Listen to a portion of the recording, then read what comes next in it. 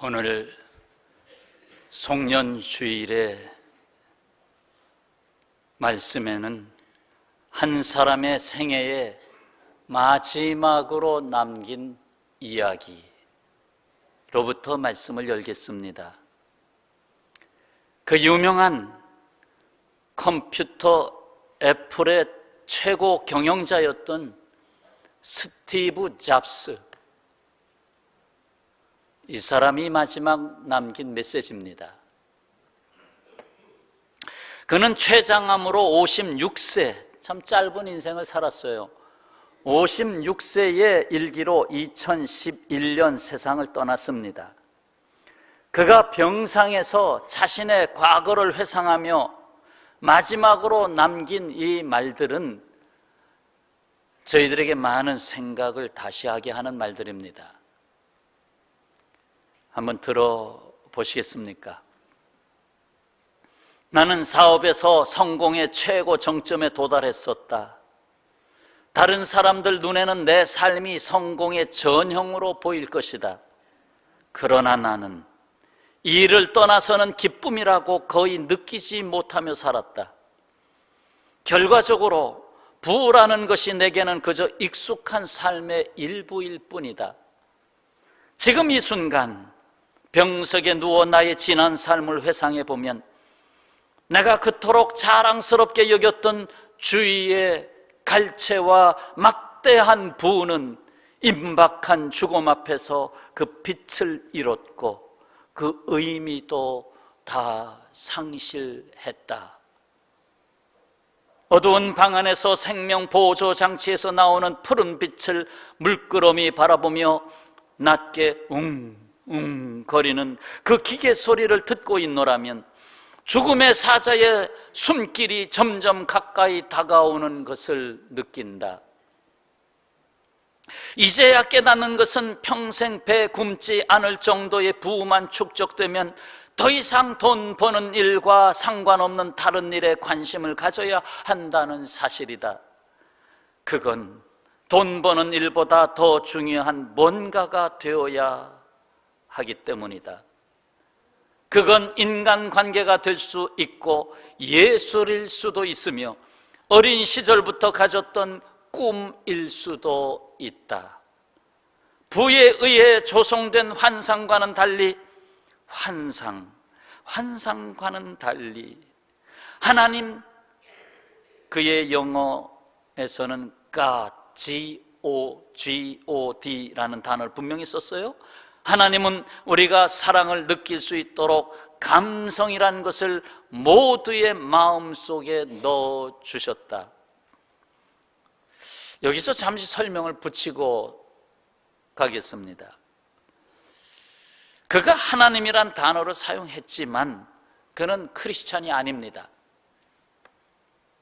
젊어서 그는 필수 과목에 매이는 것이 싫어서 그가 그렇게 들어가고 싶었던 대학, 부모의 반대에도 불구하고 들어갔던 대학, 리드 대학교 철학과를 한 학기만 하고 중퇴했어요. 왜? 이유는 간단해요. 필수 과목을 이수해야 된다는 것 때문에 중퇴했어요. 4개 필수 과목은 따로 있다. 학교에서 지정하는 필수 과목이 4개 필수 과목이 아니다. 그래서 스스로 그만뒀어요. 그만두고 기숙사에 계속 남아있도록 청을 하고 그 대신 청강생으로 머물렀어요.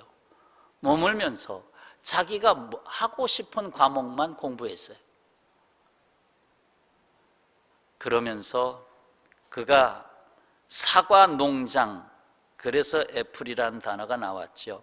사과 농장에서 히피 공동체 생활을 하다가 그곳에 기거하던 일본 불교 승려를 만나서 불교에 입문하게 됩니다. 승려의 주례로 결혼까지 했습니다. 하나님을 온전히 만나지 못한 것은 그가 농장에서 크리스찬을 만났으면 인생은 또 달라졌을 텐데 그가 다른 분을 만나서 다른 종교에 몸을 담게 됐죠. 나를 지으시니 하나님을 온전히 만나지 못한 것은 그의 또 하나의 죽음이었습니다. 스티브 잡스의 마지막 말을 계속 들어봅니다. 평생에 내가 벌어들인 재산은 가져갈 도리가 없다. 내가 가져갈 수 있는 것이 있다면 오직 사랑으로 점철된 추억뿐이다. 그것이 진정한 부이며 그것은 우리를 따라오고 동행하며 우리가 나아갈 힘과 빛을 가져다 줄 것이다. 어떤 것이 세상에서 가장 비싼 침대일까? 그건 병석, sick bed, 곧 병으로 누운 자리이다.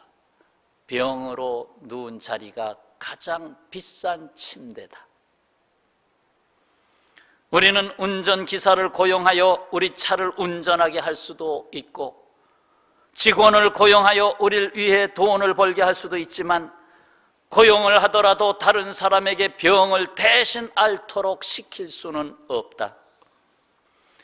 현재 당신의 인생이 어느 시점에 이르렀든지 상관없이 때가 되면 누구나 인생이란 무대에 막이 내리는 날을 맞게 되어 있다.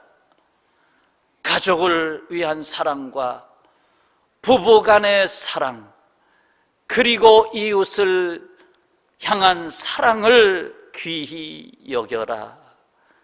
자신을 잘 돌보기 바란다. 이웃을 사랑하라. 스티브 잡스의 유언적 메시지입니다. 유언의 메시지예요. 그의 말을 여운으로 남겨놓고 한 해를 접는 마지막 송년 주일에 주시는 말씀을 시편 39편 다윗의 깨달음을 통해서 하나님이 주시는 말씀을 듣고자 합니다. 이 시편 39편에는 다윗의 고난이 담겨 있어요. 어떤 고난이었는지는 표현을 안 했지만 인생의 고난이 담겨 있어요. 자, 그의 첫 번째 깨달음, 나의 종말과 연한이 하나님께 있다. 4절이죠. 여호와여, 나의 종말과 연한이 언제까지인지 알게 하사. 이 땅에서의 나의 인생의 길이는 하나님만 알고 계십니다. 내 의지로 이 세상에 태어난 것도 아니고 내가 정한 시대에 정한 날에 태어난 것도 아닙니다. 그러므로 이 세상에서 가야 하는 날도 내가 정할 수 없습니다. 스티브 잡스가 남긴 명언 중에 하나입니다. 매일 최후처럼 살면, 매일 마지막 날처럼 살면 언젠가 당신은 가장 옳은 사람이 될 것이다. 하나님은 이사야 선지자를 통해서 이렇게 말했습니다. 이사야 2장 22절 담기도 좋겠네요. 2장 22절 222 너희는 인생을 의지하지 말라. 그의 호흡은 코에 있나니 새말 가치가 어디 있느냐. 하나님의 말씀입니다. 코로 숨쉬는 그거 셈하지 마라. 그거 셈하고 사시는 분 없죠? 내 인생의 숨소리에 의지하지 마라. 그렇습니다. 오직 우리는 하나님을 의지하며 하나님이 주시는 날로 살아갈 것입니다. 나의 하루하루는 주님이 주신 날입니다. 주님이 정하신 날입니다. 그 깨달음을 항상 놓치지 말아야 됩니다. 오늘 주님이 주신 날로 살고 있습니다. 2018년도 주님이 주신 날로 살아왔습니다. 두 번째 깨달음, 내가 나의 연약함을 알아야 하는 것은 당연하다. 4절 하반절이죠. 내가 나의 연약함을 알게 하소서. 뭡니까? 나는 연약합니다. 다윗, 골리앗을 넘어뜨린 다윗, 그가 고백합니다. 나는 연약합니다. 스티브 잡스가 깨달음을 얻은 명언입니다. 우리가 이룬 것만큼 이루지 못한 것도 자랑스럽습니다. 이루지 못한 것도 자랑스럽습니다. 스티브 잡스, 그도 수많은 실패를 경험했던 사람입니다. 사실 자신의 연약함을 붙잡으시는 주님을 만났더라면 그의 깨달음은 더욱 놀라운 고백이 됐을 것입니다. 반쪽의 고백은 인정합니다. 그러나 주님께 붙잡혔더라면 이러한 고백이 나오지 않았겠습니까? 내가 하나님께 붙잡힌 것만큼 하나님이 이루셨습니다. 내가 하나님께 붙잡힌 것만큼 하나님이 이루셨습니다. 또 내가 연약함을 아는 것이 자랑이 되었습니다. 내가 교만하고 내가 자만했더라면 하나님의 그 놀라운 권능의 역사가 내게 임하지 않았겠지요. 바울의 고백입니다. 고린도후서 12장, 나에게 이르시기를 내 은혜가 내게 족하도다. 이는 내 능력이 약한 데서 온전하여 짐이라 하신지라 하고는 화답합니다. 그러므로 도리어 크게 기뻐함으로 나의 여러 약한 것들에 대하여 자랑하리니 이는 그리스도의 능력이 내게 머물게 하려 함이라. 다윗, 바울 다 자신의 연약함을 고백한 사람들입니다. 다윗의 깨달음은 계속됩니다. 그 누가 성공했다고 하는데 헛된 일이었다. 누가 성공했다고 말하는데 사실상 허사였다. 그것은 5절, 6절의 말씀입니다. 주께서 나의 날을 한 뼘 길이만큼 되게 하시며 결국 살아보니까 한 뼘 위에서 살았구나. 그저 한 뼘이었구나. 나의 일생이 주 앞에는 없는 것 같사오니 사람은 그가 든든히 서 있는 때에도 진실로 모두가 허사뿐이니이다. 그가 든든히 서 있는 때에도 이 말을 좀 바꿨어요. 그가 성공했다고 하는 때에도 진실로 모두가 허사였습니다. 진실로 각 사람은 그림자같이 다니고 참 분주하게 살았습니다. 그런데 보니 그림자였습니다. 휙 하고 지나갔는데 흔적이 없습니다. 헛된 일로 소란하며 재물을 쌓으나 누가 거둘는지 알지 못하나이다.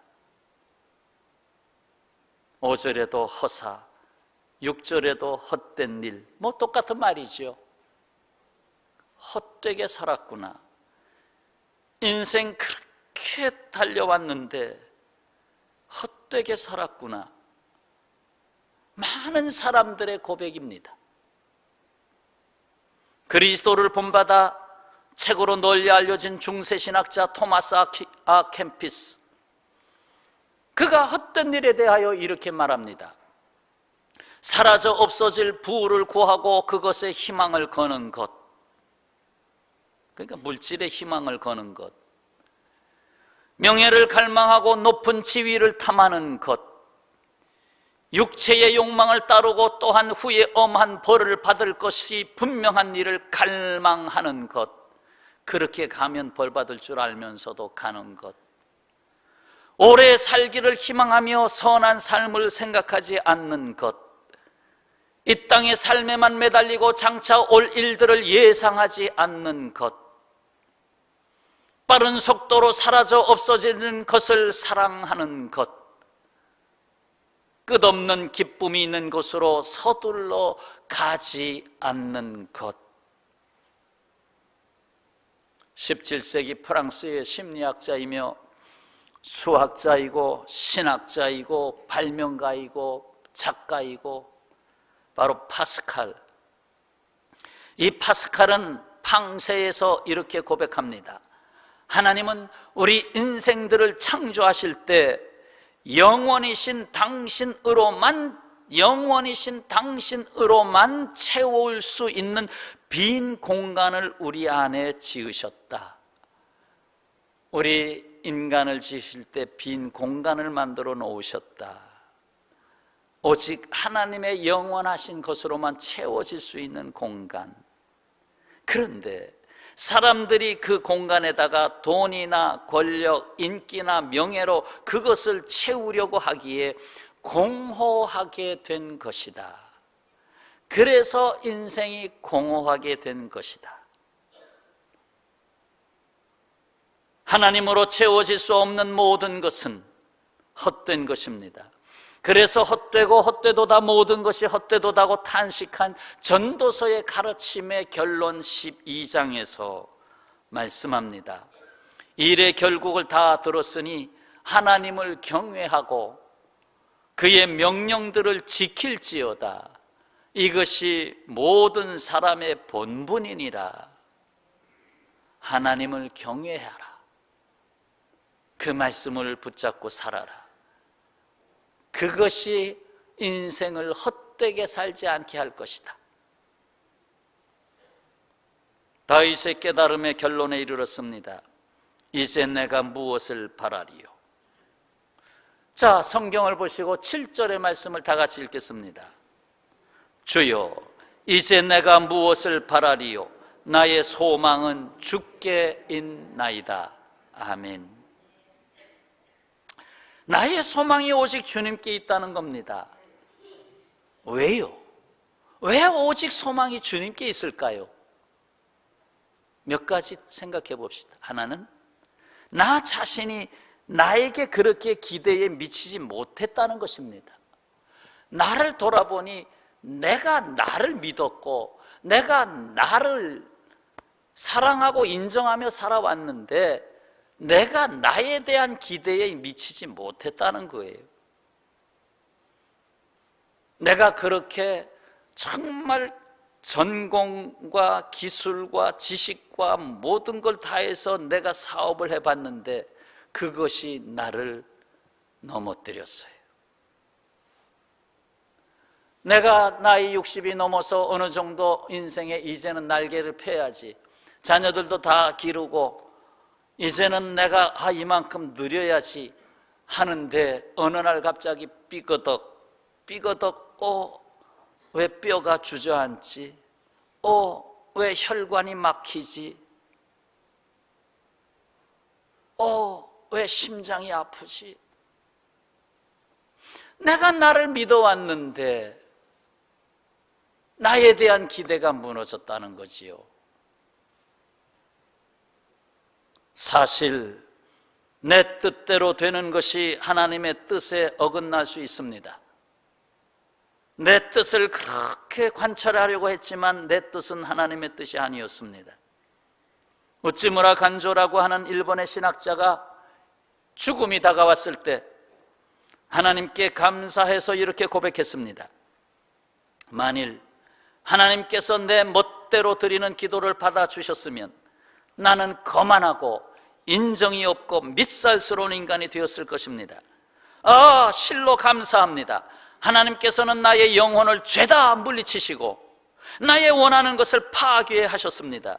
당신은 내가 원치 않는 길로 나를 이끌어 가시고 나로 하여금 구하지 않은 길로 가게 하사 하나님의 뜻을 이루셨습니다.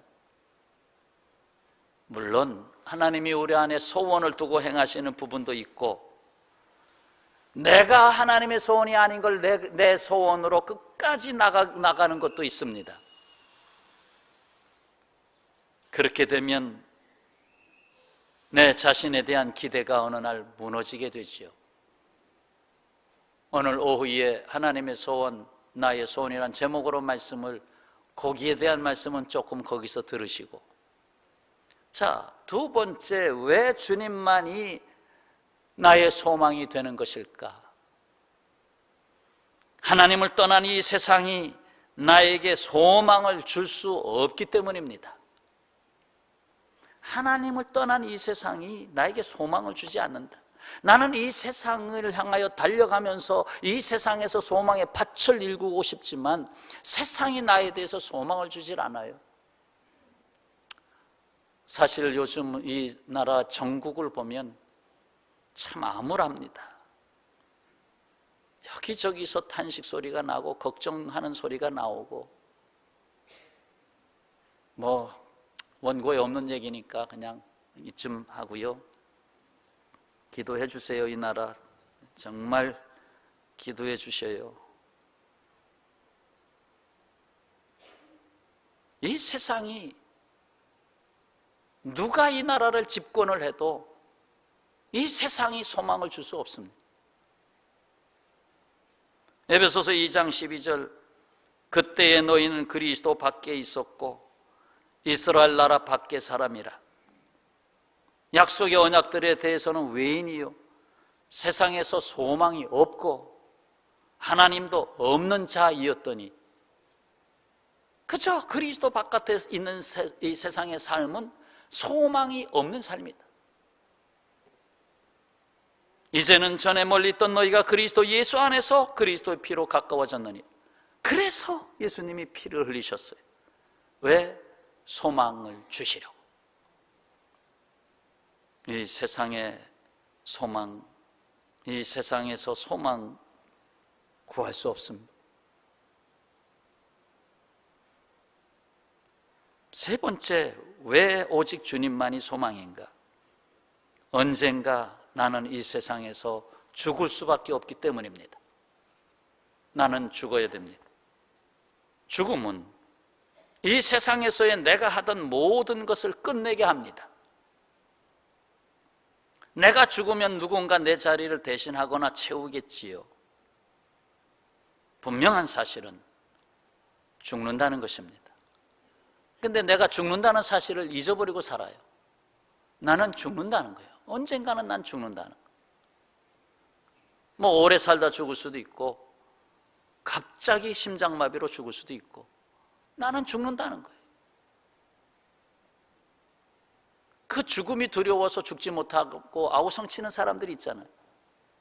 이미 육신적으로, 그러니까 영적으로는 이미 다 죽은 사람인데 육신 덩어리 살려놓으려고 얼마나 애를 씁니까? 무엇보다도 네 번째, 왜요? 이것은 우리에게 천국이 있기 때문입니다. 왜 주님만이 우리의 소망인가? 천국이 있기 때문에. 전도자 무디는 아름답구나, 어린 아이들이 뛰논다, 정말 저것이 천국이구나, 죽음이 이런 것이라면 두려울 것이 없어, 나는 간다 하고 천국 갔습니다.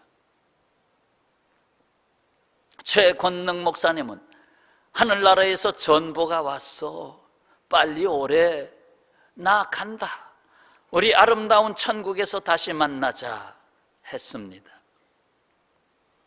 그런데 준비되지 못한 사람은 어떻습니까? 나폴레옹은 죽을 때에 조세핀 하고 불렀어요. 조세핀이 누굽니까?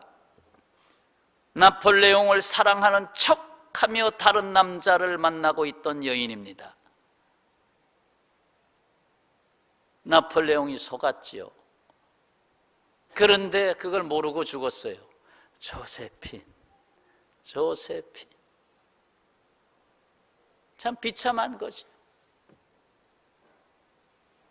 죽을 때 부를 수 있는 사람이 자기를 버린 여자밖에 없어요.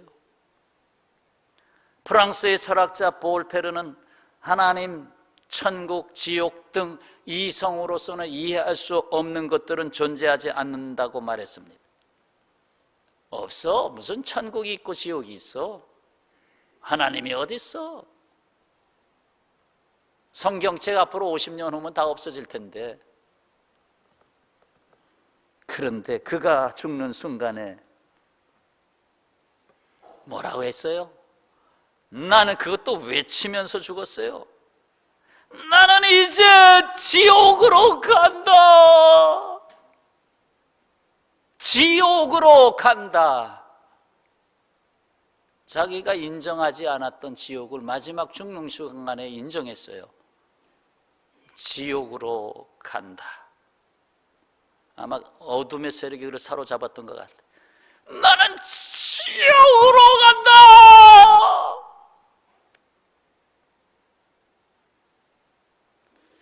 예수님을 믿으면 인생의 모든 허물을 극복할 수 있습니다. 극복합니다. 인생의 허물을 극복합니다. 영원한 생명을 소유하게 됩니다. 천국이 그의 것입니다. 그렇습니다. 허무가 물러갑니다. 사라집니다. 두려움이 사라집니다. 평안이 그의 것입니다.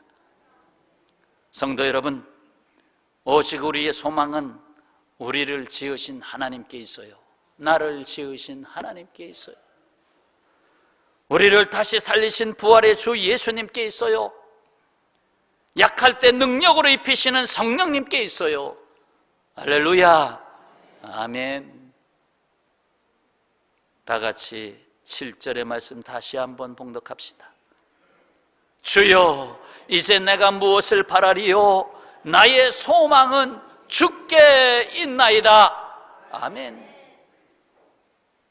다윗은 곳곳에서 이 소망을 말했는데 이 말씀 하나 더 드릴게요. 6.25 하면 이 나라의 아픔이었어요. 정말 절망스러운 역사였어요. 그때의 시편에 6.25가 있는 걸 기억하십시오. 시편 62편 5절, 6.25죠? 6.25 시편 6.25 나의 영혼아 잠잠히 하나님만 바라라. 무릇 나의 소망이 그로부터 나오는 도다. 아멘. 무릇 나의 소망이 그로부터 나오는 도다. 때로는 참, 이 세상 왜 이렇게 갈까?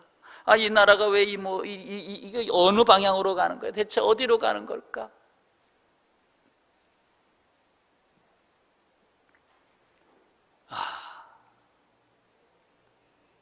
잠잠히 하나님만 바라라. 하나님이 하신다. 하나님이 손을 대신다. 2018년을 보내는 자리에 함께 하신 성도 여러분, 살아온 삶의 발자국을 생각하면 많은 생각들이 있을 겁니다. 오늘 다윗의 시편을 통해서 하나님은 우리에게 이 같은 깨달음을 주셨습니다. 나의 종말과 연한이 하나님께 있다. 내가 나의 연약함을 알아야 하는 것은 당연하다. 그 누가 성공했다고 하는데 헛된 일이다. 오직 나의 소망이 주님께 있다. 하나님은 영원하십니다. 한 해를 보내지만 여전히 우리에게는 영원 속에 있는 오늘을 살 것입니다. 우리의 소망이 영원하신 하나님께로부터 나오는 것을 믿기 때문입니다. 아멘. 기도하겠습니다.